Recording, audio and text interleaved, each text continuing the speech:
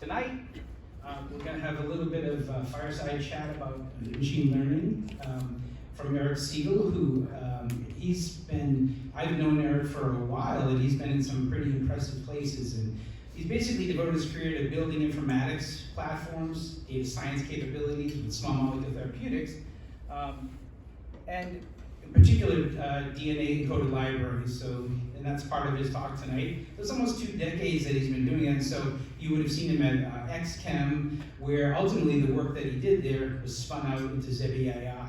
And as you can imagine, it was acquired in less than a year by Relay Therapeutics. So that clearly was a nod to the work that they had done. And but moving on, he co-founded his current company, Citadel Discovery, and they're trying to democratize access to data that's needed for this. And so clearly you guys are excited to have him.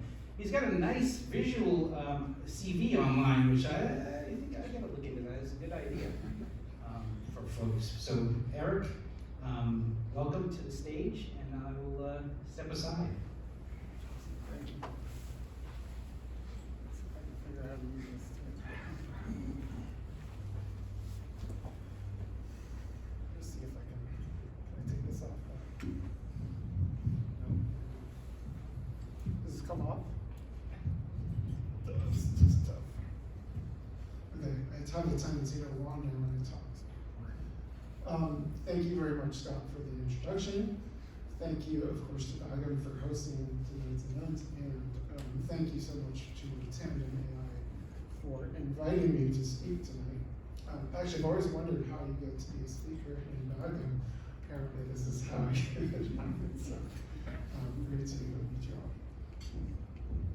Okay, so my presentation tonight will be in exploring predictive workflows in small molecule discovery with a particular focus on Dow machine learning, which is where I've been focused for the last over a decade. And just to kind of give a high-level overview, of course, AI has been around for many decades and has gone through a number of hype cycles, multiple AI winters. We were in the position where AI was going to solve all of the world's problems, and then it was a complete disappointment, followed by it's going to take over the world and destroy us all. More recently, we've seen self-driving cars being in a position to change our lives in the next 2 years for at least half a decade now.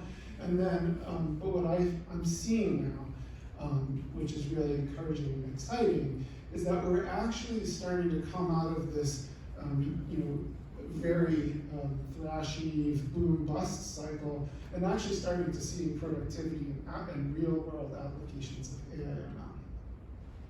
This is based on a number of key factors that have changed in the industry. First of all, massive increases of data. We have internet-based data, social media-based data,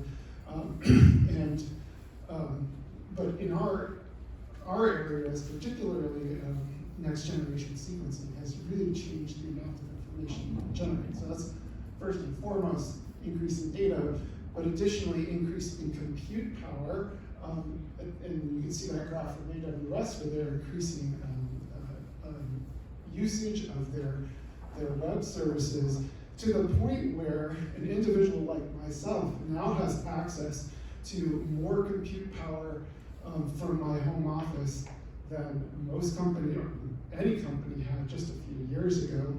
And then the third piece of this, of course, is the algorithms. And there's been a shift from very effective algorithms like random forests, but increasingly complex algorithms, deep learning, etc., and its offshoots, of course, things like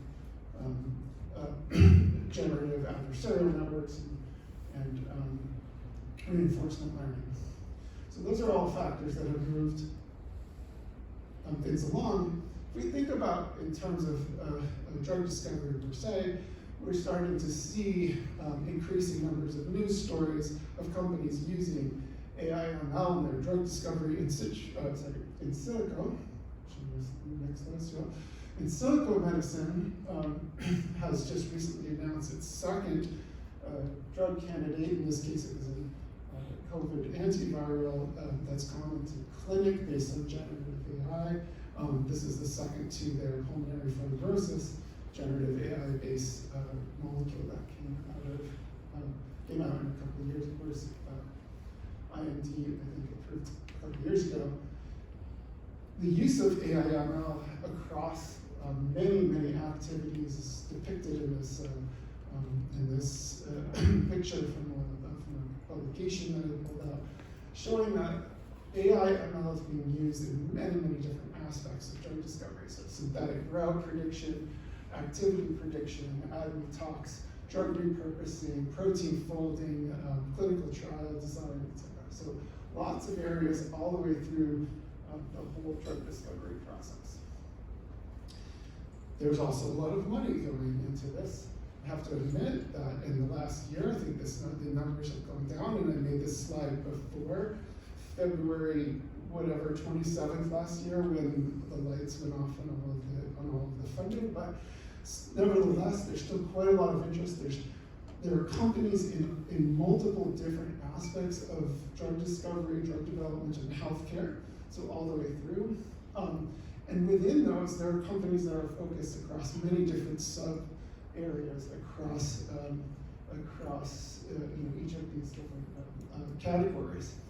A couple of notable numbers in Citra, which I accidentally called in silico before, $400 million investment back in 2021. Recursion, $239 million. So quite a lot of money being put in, a lot of interest in this growing field. A couple of key elements of AI and ML that I want to point out. First of all, of course, is the learning algorithms that I mentioned before, deep learning, random forest, etc. Many advances in the last decade. Data, as I mentioned already. AI and ML, particularly deep learning, requires a lot of data, and data scarcity is a major issue, possibly the most significant limitation for the adoption of AI and ML in drug discovery. The next one is domain expertise. A lot of companies out there, I hear of people saying like there's non-drug discovery people have started a drug discovery company.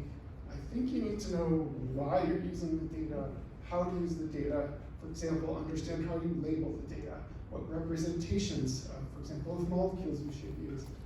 How do you validate that your model is performing the way it is, and when and how to apply those predictions? Validation, another key piece. A lot of papers that I've been reading recently are retrospective. I think probably the vast majority of retrospective studies as opposed to prospective studies, for obvious reasons, it costs more money to test new molecules. But we need to get to the point where we can show that these models are generalizing in meaningful ways and not just memorizing the input. The other piece I would point out as highly important is that we are far from the point where we can pull a drug candidate out of a model. We need to be able to iterate. We need to be able to generate the first model, make predictions, generate more data that comes out of that model, and then keep moving on in the optimization process. So how are we doing? A report card of how we're doing in AI/ML in drug discovery. I think it's a mixed report card. We'll call it a B-, let's say. So we're leading in some ways. My high school biology teacher, many decades ago, said to our class at a point that the holy grail application of computation would be to be able to predict protein folding using a computer. And we're, with AlphaFold and other players, we're at a point where that's actually become a pretty, well, it's feasible and it's being done. It's even plausible that we'll start being able to use that in a very effective way in the coming years. Another way we're doing very well is, as I mentioned before, is our ability to generate data. So we now have, through next generation sequencing, the ability to generate previously unfathomable levels of omics data, and as I'll show in a moment, DEL data is actually also capitalizing on this technology.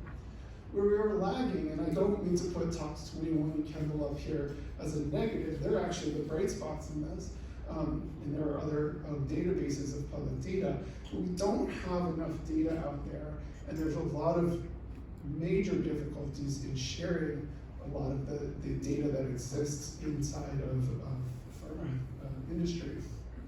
And so what we're looking at is, because of this lack of data accessibility, we're looking at models being built on common databases, the same data sets. We have a danger, these are the danger of over-learning these data sets in particular.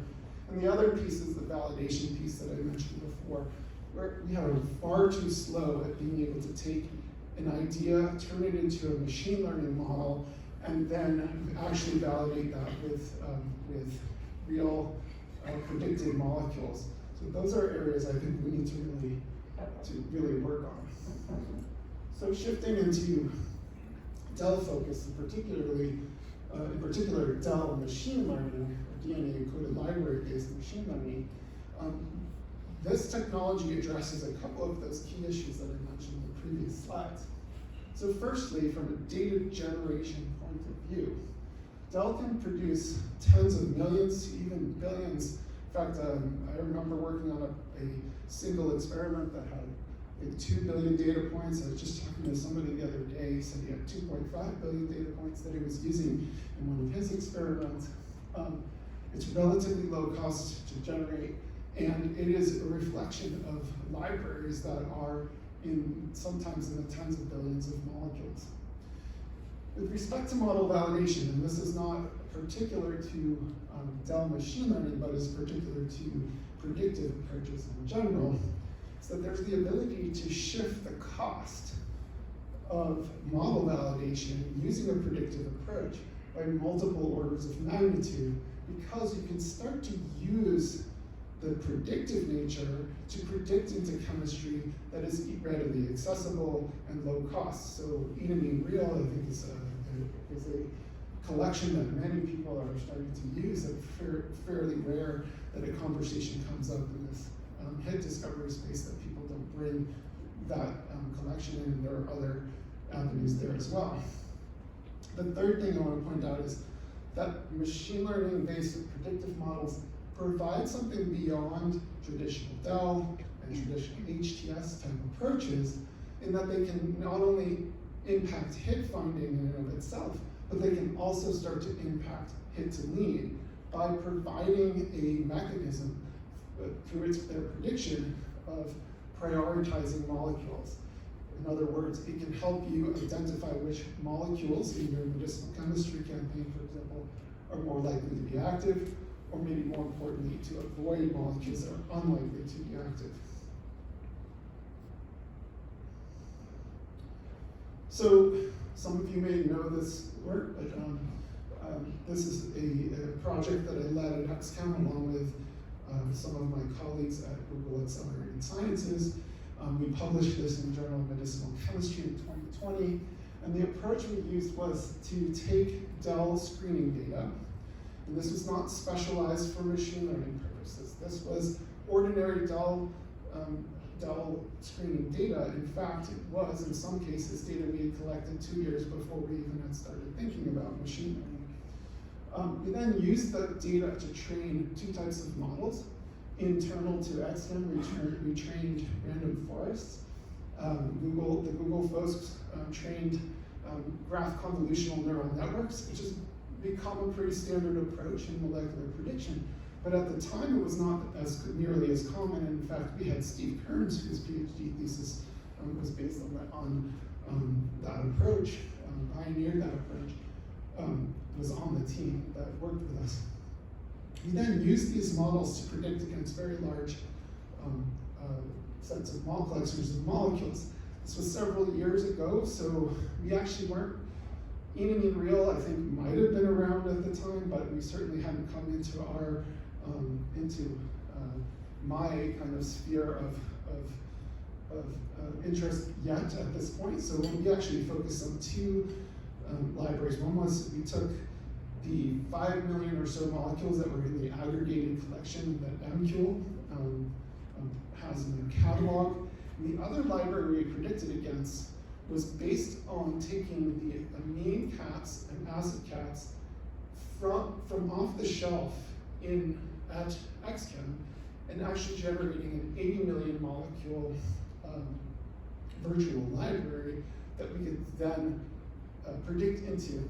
And then we actually purchased the molecules from MQL and we synthesized using a rapid synthesis method, microscale synthesis method. We synthesized about 2,000 compounds in this study. So just a quick,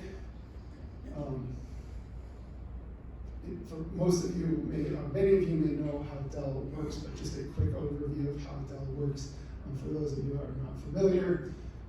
The approach is you start with a bifunctional headpiece, which can take a DNA tag on one side and can react with a chemical building block on the other side. If you do this with multiple different building blocks and tags, you can then pool this set of molecules, split it back out, repeat the process. Once you do this two or three rounds, you can create an extremely large combinatorial chemical library. That library, because it's DNA encoded, can be all pulled together in a single Eppendorf tube. You can now apply this library incubated with a protein of interest, which could be up to hundreds of millions or even billions of molecules. In fact, I just happened to see that an advertisement from XChem saying that they have a 250 billion molecule library at this point. That you can then interrogate through next generation sequencing of the binders. So you wash off the non-binding molecules after this incubation. You can heat elute, for example, the binders and then sequence those. And that will lead you to being able to generate statistics and counts that allow you to identify the most likely molecules that are binding to your protein. So going back to the study we did, just an overview of the top line result. We ran this process against 3 separate proteins of varied target classes. We did not run 10 proteins and then pick the best 3. These were the only 3 proteins we ran. And overall, there were only about overall, we found that 30% of the molecules that we acquired or synthesized were active showed some activity at 30 micromolar or better potency. If you look at these graphs, if you look at these graphs here, you can see for each of the 3 targets, you can not probably see that there are gray lines here representing 100% of the molecules tested. In each of these lines, increasing intensity of color represents increasing potency of the molecules. This black line represents 1 micromolar IC50. We have done this in the study both with the GCNN and the random forest I mentioned before. So a couple of key things. First of all, you can see that in the case of the GCNN, we have this darkest colored gradient here for each of the 3 targets. We found better than 10 nanomolar potency hits for all 3 of the targets we tried. And it was very interesting to see that the GCNN outperformed the random forest. But I would like to point out that the random forest still did pretty well. So I'm not saying that not to use a random forest. I think that's also a pretty interesting result. Just to show that these were real, and at least not artifactual in at least one dimension, I'm showing some of the IC50 curves of various molecules, in this case from the SEH target, at various potency levels. And you can see that these are well-behaved curves. So a number of interesting questions that we asked as we explored this approach and the results of this experiment. One was that we wanted to understand to what degree these models, how well would these models do with respect to predicting known chemistry. So in this case, for the ERF target, we did a search in Chemical and found just shy of 2,000, about 1,850 molecules that were reported as active against ER alpha. What we did in this case was we spiked those into 6 million decoys that we pulled out of the real database.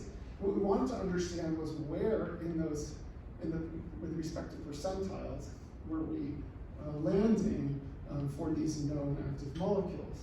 So spiking them in these 6 million molecules, we found that in the top 5 percentiles, we were seeing about 85% of the molecules, so pretty well enriched in the top 5 percentiles. But actually, even maybe more impressive is there about 60% of the molecules that came out in the top 1 percentile, many of which were even higher in percentiles. We were doing the integer percentiles in our analysis here. In this upper right-hand quadrant, the question is, to what degree, the next question we wanted to understand was, to what degree were we predicting the exact same things that were already known, published in the literature, versus finding new things in these machine learned molecules. What you're seeing here is a representation of, for each of these points, representing one of the 116 molecules that we found, active molecules we found, using machine learning for ER alpha. On the y-axis, you're seeing the average Tanimoto score of each of those molecules to all of these chemical molecules. On the x-axis, what you're seeing is the maximum Tanimoto score of each of these molecules to any of the members of this set. What's pretty interesting, and note that that's a little bit of a high bar, because you're looking at maximum similarity across a couple thousand molecules. And what you're seeing is scores of these are ECFP Tanimoto scores below 0.35, below 0.3, and in fact, some of the most potent molecules, red being the highest potency, are actually in that very low similarity range. Another related but somewhat different question is, to what degree are these models generalizing outside of the training data that was used to train them? And for each of you have a graph here for each of those 3 targets, and you're seeing potency. Actually, in this case, we have inactive at the top and log scale potency going downwards. So the most potent would be at the bottom. Similar to this graph above, you're seeing the maximum similarity of each of these molecules to any of the molecules used for training. That's all of the molecules that were used as positive training examples, as well as all of the molecules that were used as negative training examples. This is a score that represents the similarity to maximum similarity against millions of molecules that were used in this training. And you can see that some of the most potent molecules in all 3 of these cases are actually in that least similar category, despite that high bar of similarity, of maximum similarity. I kept getting this question when we first started showing this, particularly from my colleagues inside of Axchem, was to what degree is this just a glorified similarity score, similarity analysis? And so what we wanted to do in this experiment was take a look at, was to create a paradigm where we were performing the exact same, or to the extent we could, the exact same experiment, but taking the machine learning, the deep learning and random forest out of the picture. And instead using those same enriched building blocks that were used in training here as a source for similarity searching into the unkilled data set. And what we found in that case were no molecules that showed any activity at better than 10 micromolar potency, whereas the deep learning and random forest showed about 20% activity. So there's something going on here that's beyond just a similarity search. So in the interim, I've had the opportunity to talk to many different companies, many different, and see many different efforts in Dell machine learning. It has been adopted by a number of different groups, Informatics, Alphama, the Broad Institute, Relay, purchased ZBAI, as mentioned before, and Citro, and then the major providers have done their own internal machine learning and also have partnered up with various different machine learning focused groups. There's many others that are in progress that I can't disclose for obvious reasons. And so many groups in this space, many different targets that have been, that I've heard this has worked with. And my personal knowledge is that at least 9 different sources of Dell libraries have led to successful machine learning campaigns. So we're no longer in this question of, is it only XChem's libraries that work? We're no longer in this position of saying, does it only work on these not necessarily hardest targets that we use in the paper. This seems to be working in a broad sense. Just a quick focus on the group at the Broad Institute. They kindly have been advising them for the past year or so, and they kindly let me show some of this data. You can see a fairly similar progression as what we were using in our paper, where they generate Dell data, and then they use that to train machine learning models. Then what they did was predict into their internal compound set at the Broad, and then they verified these binders in SBR. And so in this experiment, what we saw, they used 4 different conditions. It's 2 different targets. They're related targets. There was interest in both hitting them individually and hitting them both at the same time. What is really interesting about this data is that it was a 10 million member DAO, which was many orders of magnitude smaller than what I was working with when I was at XChem. What you're seeing in this T-SNE plot is the training data. The Dell that was used is this yellow, and the positives in green. And what's interesting is, I think because it's a small size and it was a single Dell library that was used, is that it actually kind of carves out its own. You can see what was taken out in this graph. You can see it kind of carves out its own spot in terms of the T-SNE plots. T-SNE plots have their place, but what's interesting is it seems to be that this is different chemistry, but nevertheless, in predicting into this internal collection, there are multiple compounds that were highly predicted in green and red, and the ones that were active are the ones in red. So a smaller Dell, a smaller source of compounds, and nevertheless, they found hits to both target 1, target 2, and they found hits that hit both targets. So exciting to see that work. Another question that has come up, and I've also had the benefit to work with 1859, is whether alternative Dell approaches lead to interesting machine learning results as well. So this is so 1859 is a company that's focused on this 1D home compound Dell. It came out of Brian Pagel's lab and was based on work that Andrew McConnell pioneered in Brian Pagel's lab. What you're seeing here is a blown up picture of their microfluidic ship that they use, and they feed the beads in. The beads are then encapsulated in oil droplets, and protein can be included in this solution. And then a light source, I'm not exactly sure where that happens in this, is then used once these droplets are formed in order to release the molecule off of the bead. And then right here, I don't know if you can tell, but there's a split here, so kind of in a sort of fax sorter kind of type of way, the beads that are droplets that are showing fluorescence are sorted in one direction, those are not, are sorted in the other, and then they sequence the DNA. So what's really interesting about this DEL, and I don't really see these as competitive technologies, I see them more as technologies that can work quite well in synergy. OVOC DELs, one bead, one compound DELs,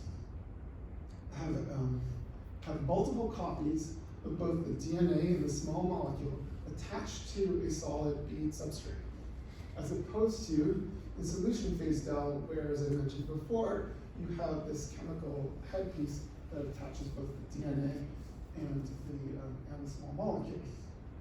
So many copies per bead, per droplet. The size of the library is quite a bit smaller, so hundreds of thousands of molecules to millions of molecules, as opposed to hundreds of millions, billions, or even tens of billions of members.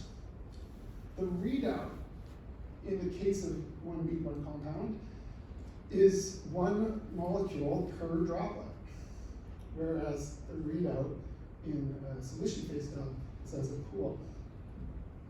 In the case of 1859's version of OVOC DEL, the molecules are released before they're tested, as opposed to being attached to the DNA when the binding experiment is done. And this leads to these differences lead to the ability to be able to run activity-based assays with the OVOC DEL readout, using particularly with fluorescence and titration analysis, as opposed to solution phase DEL, which is a binding, which produces more of a binding readout, produces a binding readout. So can this be used for machine learning? And in fact, 1859 has done this with their data.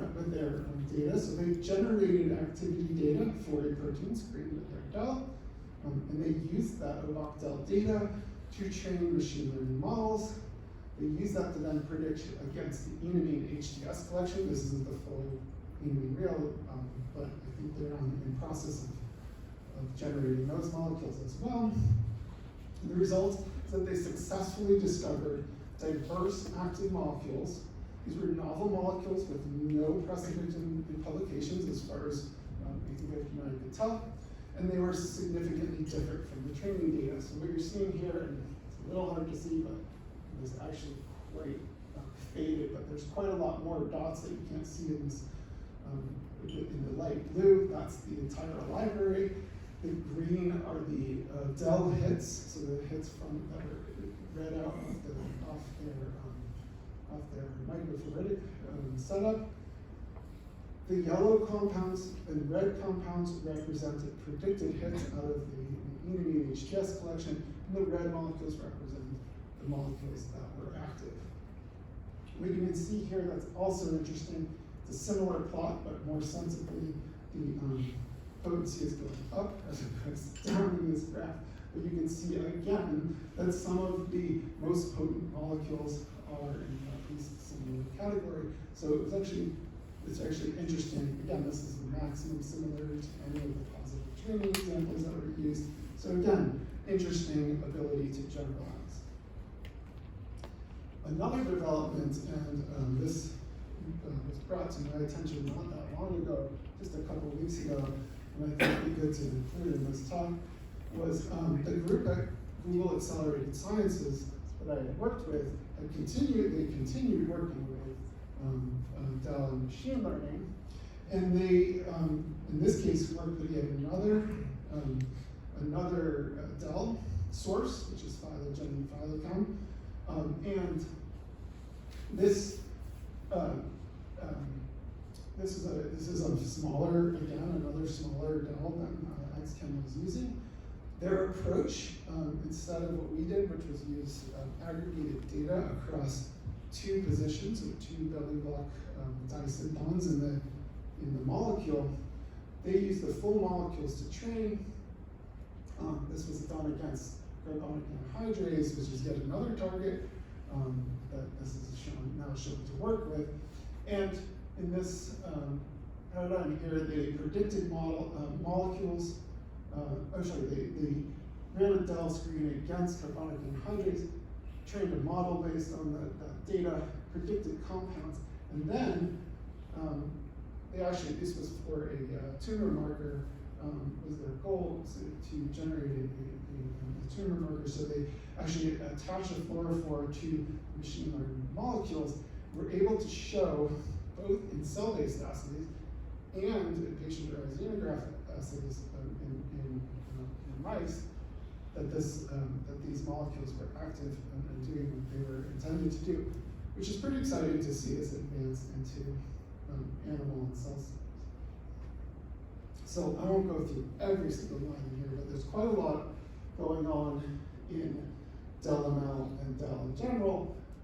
Software capabilities out there. There's abilities increasingly straightforward to internalize DEL capabilities in our company. There's application of combined application of computational chemistry and DEL-ML. I think is a really interesting direction. And I'll just touch on, you can see there's actually some look a little green here, but they were slightly highlighted. I'll touch on some of these in the next couple of slides. So a really interesting question for us was to what degree we can continue to use these models after the original hit identification. So in this case, in this slide, we took the ER alpha project from the paper, and we took those machine learning hits, and we classified, and we grouped them into multiple series. And then we took 6 of those series based on potency and numbers of members, and what you can see here is the fold potency, log of the fold potency improvement on the y-axis, the 6 different clusters on the x-axis. And in every single case, we were able to make an improvement of anywhere from 8 to 40-fold by choosing molecules from Inamine Real that were highly predicted and reasonably similar to, not extremely highly similar, but reasonably similar to the starting molecules from the series. A related study that I proposed was, I was curious whether you could take molecules that were modestly potent, so 1 to 10 micromolar potency molecules. Could you actually jump those molecules into a much more interesting potency range by using the same approach? Again, using reasonable similarity and high prediction score based on the GCMet. We did this with 23 seed molecules. We bought 5 molecules on average per seed molecule. 11 out of 23 of those, with only 5 molecules, we improved at least 3-fold. The top 5 you see here were anywhere from 10 to 60-fold improvements, including this molecule here, which is just shy of 1 micromolar, and its follow-up molecule was 20 nanomolar with using only 5 molecules, $100 a piece at the time, using Inamine Real. So $500 to make multiple order of magnitude jump. Another interesting study we did, and this is retrospective, so it would be interesting to see if this would work in a prospective way, but this is actually data from a series that had come out of a Dell screen, and ZBAI had also, so that was done with XChem, ZBAI produced a model based on the exact same Dell data that was used to discover the molecule. We did a retrospective prediction against the medicinal chemistry campaign that was followed off of those initial hits from the Dell. What was really interesting to see, again, it's retrospective, so who knows if this would have really worked in real life, but is the most potent molecules in red here were highly predictive. And you have this high concentration of inactive molecules in black and low potency molecules in yellow. Here, that were quite a bit, we're at the low end of the prediction. So, pretty interesting result, but early days. I'll have to see if that works, but so that would be exciting if that worked. Another interesting follow-up approach, again going back to 1859, is that you can use the Dell data in order to generate a follow-up library. So using multiple, 1859 can use multiple methods to generate their follow-up libraries, anything from computational chemistry, machine learning driven, similarity driven, based on the first pass Del molecules that came out of the initial pass, ligand similarity, etc.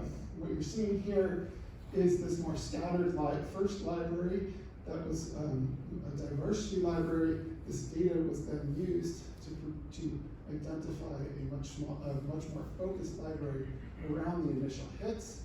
This is actually the superposition of those two. And what we were able to see in that subsequent library was a significant increase from just over 1% to 8.5% hit rate, and because they can do this titration analysis, you can see that some of those molecules seem to be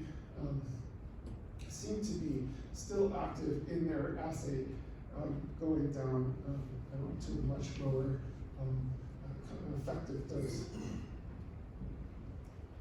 Yet another interesting result was, we did this at WAI, the question that came up was, could we use a lysate rather than a fully purified protein and generate machine learning models off of that? In other words, to reduce the amount of protein purification we would need to do for many targets. And what we saw in this case was, this was done with ER alpha based lysate selection. And what we saw was actually the hit rate, and this may have been because our models were getting better at the time, the hit rate actually went up compared to the original models that we generated. So pretty exciting that we could do this on non-purified proteins. And it leads to a kind of interesting vision of how you could potentially screen many, many proteins across the proteome, in that you could generate lysate, using this lysate approach, you could derive many proteins and then perform Del selection, sequencing, model generation, on-demand microscale synthesis. And we'll talk about this a little more, but we use this in our paper, I think as I mentioned already, and rapid testing of those molecules in for example, biophysical assay. That using this technology that already exists today, it's possible that you can go from an idea that you want to run a screen against a protein to actually validated hits in just a few weeks. I'd love to see somebody actually try that. Would be pretty cool. So I want to get a little bit more in the philosophical realm in the last couple of slides here, which is to try to encourage the industry in general to start focusing not just on single molecule readouts, but also focus on aggregate information and informer data, just to kind of put that in more context. And we're talking about single molecule information. Every compound is extremely high value, it's high cost, it requires significant resources to purify those molecules. The focus is entirely on quality of data, and the throughput is highly limited by some very hard to resolve bottlenecks around synthesis of those molecules, particularly purification of those molecules. The alternative is aggregate information, and it's driven by the patterns that you find across many molecules, and the data points you can generate across many molecules. It requires a balance of quality and quantity, and it is based on the notion that I strongly believe is that you can produce quality models with good enough information. The reason I believe that strongly is because Del, as a data set, is extremely messy and it produces good models. So we know that that's doable. So the question is, how do we tweak that balance so we can start generating more data more quickly? And just to kind of put that as a sort of back of the envelope thought process that I've had, and I actually wrote an article about this a little over a year ago. is that if you're thinking about single molecule data points, you've got a single chemist can generate 4 to 6 molecules per month at a cost of somewhere for bespoke chemistry, somewhere between $1,000 and $4,000 per molecule. That leads to 3 cycles a year, at roughly 4 months a cycle, and it will cost you about $500,000 to make 300 data points. If you can drive this cost down and focus on this good enough aggregate data kind of approach, there's the potential, and we actually did something quite similar to this approach in our paper. So the molecules we made at XChem or microscale generated in this way. We estimated about $10 per compound. The chemist was working on this with no optimization and doing this highly manually, was able to generate multiple hundreds, I think 500 molecules in one case, in about 2 weeks. So if you just up that a little bit, you got 1,000 molecules for $10 a piece. At the end of that same year, for that same $500,000, or maybe even less, you would have 52,000 data points. So a couple of points to make about that. This kind of data starts to become machine learning enabling in and of itself. You now have enough data to start learning the next piece of information about your target. It should scale even further with further automation. And I think what is really interesting is, because you're generating so much data, you can improve with experience. You can start to learn over time what building blocks, what reactions lead to the most interesting, molecules to predict into, so that you can reduce the amount of artifactual data that's coming out of this approach.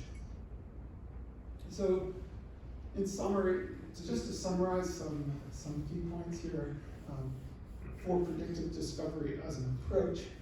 First of all, it can target desirable chemical space. I think this is a hugely important difference in the way to think about predictive discovery, in that you can choose the molecules up front. It can be costs, it can be properties, it can be speed of synthesis. You can start to choose because you're predicting what those molecules may look like. It's an idea generator. I think people get worried about missing out. Certainly in the Dell space, people are like, well, what if there's another molecule that we didn't synthesize? It's not intended to give you all the answers. It's intended to get you some of the answers, ideally answers that are interesting for pursuing further. Next is that predictive approaches are useful beyond hit finding. And what is very interesting that we saw was actually the models, the hit rates, and we didn't show this in the slides, but the hit rates actually improved when we started diving into chemistry. That was in chemical space where we had already validated a hit from the machine learning. So the models actually get better as we dive into the next round of chemistry.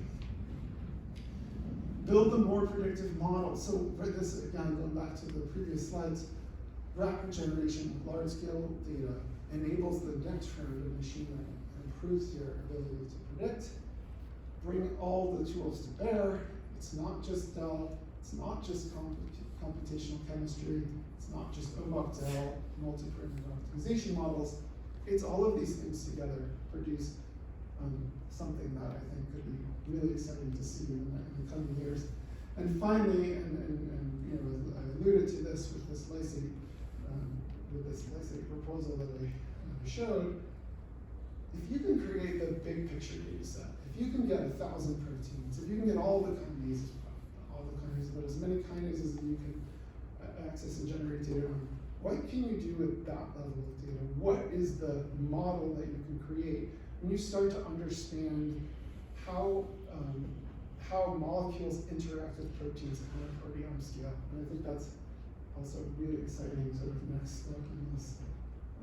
So a lot of people did a lot of work to generate all of this data. So I'm going to just give acknowledgement to the team. So obviously my colleagues at XChem and ZBAI, the partners that I've mentioned throughout, the team at Google Accelerated Sciences, my team at Citadel Discovery, the team in 1859, and the folks over at the CDOT, the Broad Institute, and their colleagues at the Schreiber Lab and the CETS teams.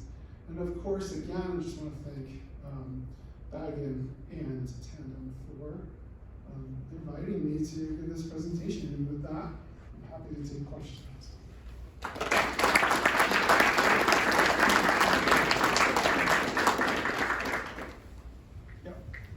That was a great talk, and you showed a number of very impressive results. Why do you think it works? Because a lot of the features that you've shown in the, like the size of the training set, the lack of overlap with the test set, the fact that these must be very unbalanced training sets. Yeah. How do you generalize? Is it a feature of the data set, or is it a feature of the deep neural network?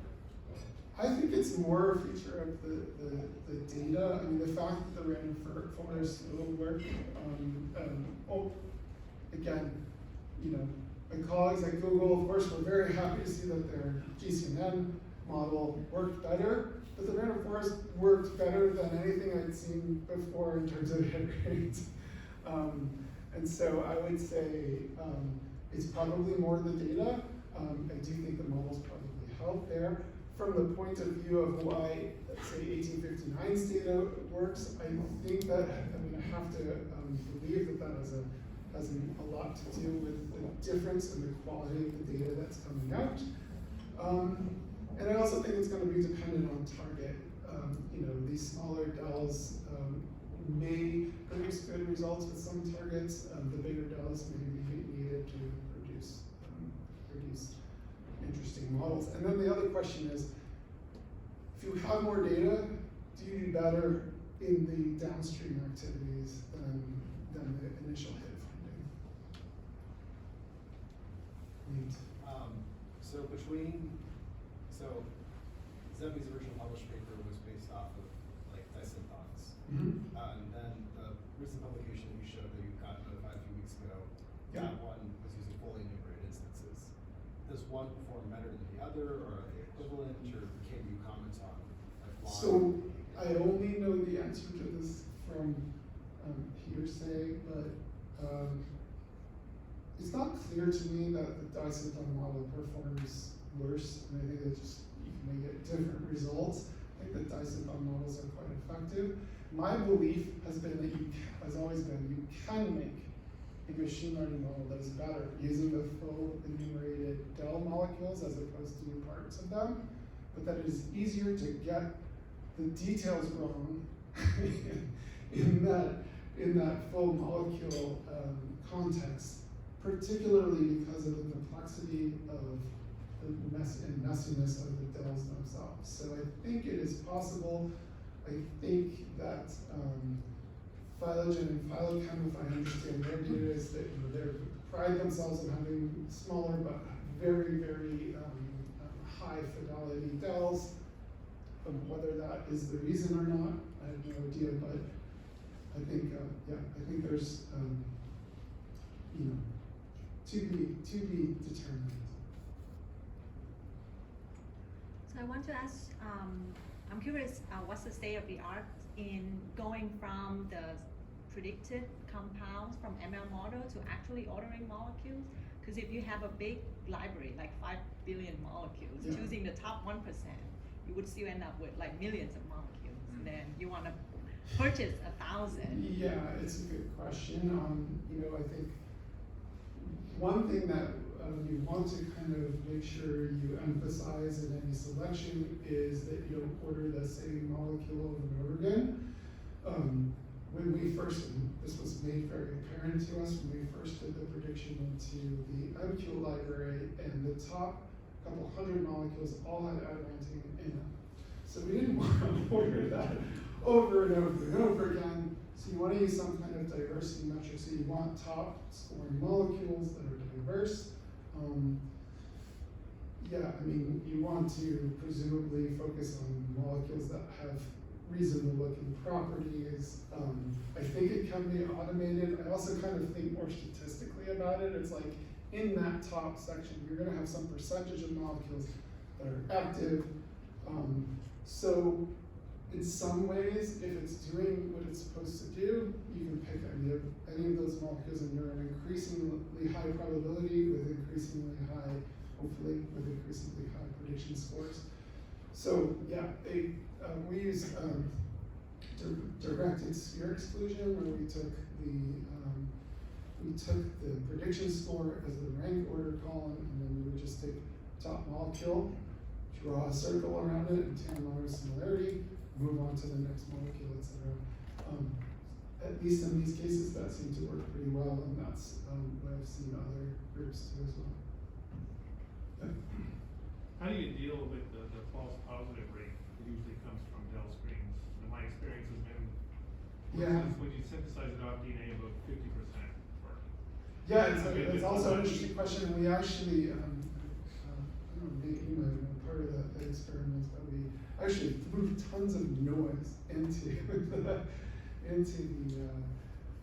experiment to see where does the model break down in terms of the noise coming in, and really surprised us that you could throw in like 80+% noise before the model started breaking down, and this is all hand-wavy explanation for what this might be, but my thought is like, and this may also be why that experiment is not a great experiment, is that you're not seeing patterns in the noise, but the pattern is still there in the data. So the machine learning is detecting these patterns. In fact, one other similar related question is, what if there's multiple binding sites, and does that confound your model? And actually, my thought there is like, yeah, actually, if this pattern theory of mine, which is not proven by any means, is true, you will just have a percentage chance of hitting the other binding pocket. So I'm not sure if that's a very satisfactory answer, but the answer seems to be that these models, whether random forest or GCN, seem to be really robust to the false positives. The question is, if those false positives are all there for the same reason, will you end up learning something? And then you might want to, so promiscuous binding filter or something like that might be, and a thought would be, use the Dell data with many, and we actually did this in the paper, we use the metric of how many targets had that Dyson bump hit, and if it had hit too many targets, we beat it out. So there are some tricks you can use, but I think still an interesting question to be explored. Yep. I was intrigued by your use of the model in lead optimization. Typically, you'll build a model though on IC50 data, regression model, and I'm just curious if you have thoughts about how to use the Dell data and the model that you derive from it together with the IC50 data and any models. Yeah, I mean, you can sort of, you could just more heavily weight molecules that are similar to those. I think would be to those that are showing potency. Yeah, unfortunately, around the time that we started getting into that, we were only in a company for about 8 or 9 months, so it'd be interesting to chat with the folks at Relay and see what they've been doing in that regard. But it's a really interesting question, something that I think will be very interesting to keep exploring. Sorry getting up because I'm over time. Oh, no. Attention deficit. So, any more questions that are really burning? Do you guys want to keep doing question and answer, or do you want to get back to drinking and eating and to chatting? I won't be offended if you want to drink. All right. But Eric will be here, and let's thank him again for this. John over there, right back here.